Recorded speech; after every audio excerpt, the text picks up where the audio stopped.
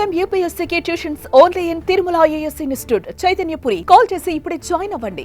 భారత్ పాకిస్తాన్ బోర్డర్లో యుద్ధ మేఘాలు కమ్ముకున్న నేపథ్యంలో పాకిస్తాన్ మాజీ ప్రధాని షరీఫ్ కూతురు మరియం షరీఫ్ కీలక వ్యాఖ్యలు చేశారు.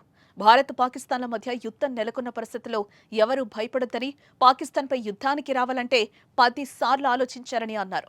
పాకిస్తాన్ దగ్గర అణుబాంబులున్నాయని, భయంతో పాక్ జోలికి ఎవరూ రారంటూ ప్రగల్భాలు పలికింది మరియం.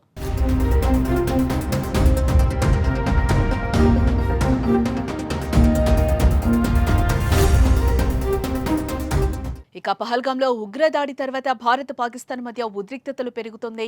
దీంతో ప్రధానమంత్రి నరేంద్ర మోదీ ఉన్నత స్థాయి సమావేశాన్ని నిర్వహించారు. భారత సైన్యానికి పూర్తి స్వేచ్ఛనిచ్చేశారు. ఉగ్రవాదాన్ని పెంచి పోషిస్తున్న పాక్ బుద్ధి చెప్పాలని ప్రతి భారతీయుడు కోరుకుంటున్నాడు. పహల్గాం దాడి తర్వాత పాకిస్తాన్ నాయకులు భయంతో ప్రగల్భాలు పలుకుతూ ఉండగా, తాజాగా పాక్ మాజీ ప్రధాని కూతురు మరియం వంతొచ్చింది. పాకిస్తాన్ అణ్వాయుధ శక్తిని కలిగి ఉన్నందున ఎవరూ అంత సులభంగా దానిపై దాడి చేయలేరంటూ ధైర్యం చెప్పుకున్నారు. భారతదేశం పాకిస్తాన్ సరిహద్దుల్లో ఉద్రిక్తత నెలకొంది. కానీ అల్లాహ్ పాకిస్తాన్ సైన్యానికి దేశాన్ని రక్షించే శక్తిని ఇచ్చాడు కాబట్టి భయపడాల్సిన అవసరం లేదన్నారు. పాకిస్తాన్ అణ్వాయుధ శక్తి కాబట్టి ఎవరూ అంత సులభంగా దానిపై దాడి చేయలేరంటూ తమ సైన్యానికి ధైర్యం చెప్పుకొచ్చారు మరియం.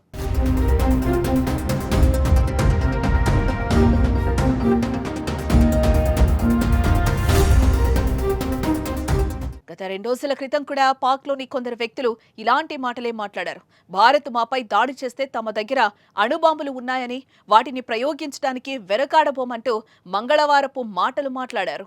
నిజానికి ఆ దేశ సైనిక నాయకుడే ఇప్పటి వరకు పత్తలేడు. మరోపక్క భారత్తో యుద్ధం అనే మాట వినిపించిన నాటి నుంచి పెద్ద సంఖ్యలో పాకిస్తాన్ సైనికులు సెలవుపై వెళ్లిపోతున్నారు. మరోపక్క పాక్ మాజీ ప్రధాని సైతం భారత్తో యుద్ధం వద్దు అంటూ ప్రస్తుత ప్రధానికి సలహాలు ఇస్తున్నాడు. కానీ పాక్ మాజీ ప్రధాని కూతురు మాత్రం ఇదిగో ఇలాంటి మాటలతో రెచ్చగొడుతుంది. మరియు ముందు అణుబాంబుల మాటలు పక్కకు పెట్టి భారత్ సత్తా ఏంటో మీ అయ్యనడుగు చెప్తాడు అంటూ భారతీయులు ఆగ్రహం వ్యక్తం చేస్తున్నారు.